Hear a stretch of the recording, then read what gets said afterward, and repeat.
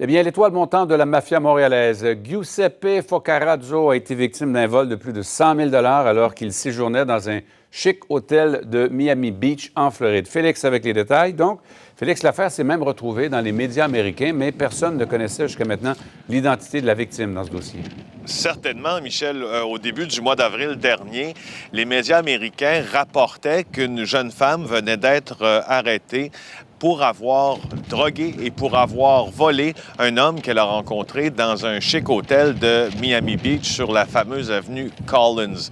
Alors, il se trouve que personne ne savait à ce moment-là que cet homme-là est nul autre que Giuseppe Focarazzo. Qui est-il? Focarazzo, que l'on surnomme Joey Gator, est une étoile montante de la mafia montréalaise et il est réputé avoir des contacts dans tous les milieux, chez les Hells Angels, chez la mafia et dans le milieu de la finance, et même être l'homme qui est un peu le pivot de toutes ces organisations criminelles. Donc, c'est pas rien comme information. Maintenant, qu'est-ce qui s'est passé? Ben voilà, c'était au début du mois d'avril.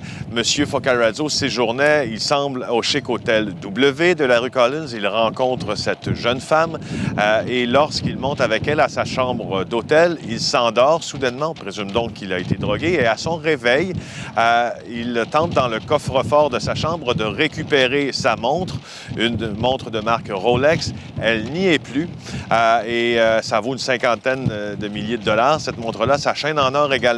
Et on se rend compte quelques heures plus tard que la suspecte a aussi quitté avec 14 cartes de crédit lui appartenant et est allée faire une virée de shopping pour une valeur de plus de 50 000 canadiens. Si bien qu'à terme, elle a été arrêtée, elle a été accusée. Dans un autre dossier, elle a été accusée de prostitution aussi, mais il semble qu'elle ne connaissait pas du tout l'individu qu'elle a détroussé. Peut-être aurait-elle fait autrement si elle l'avait su. Merci beaucoup, Félix.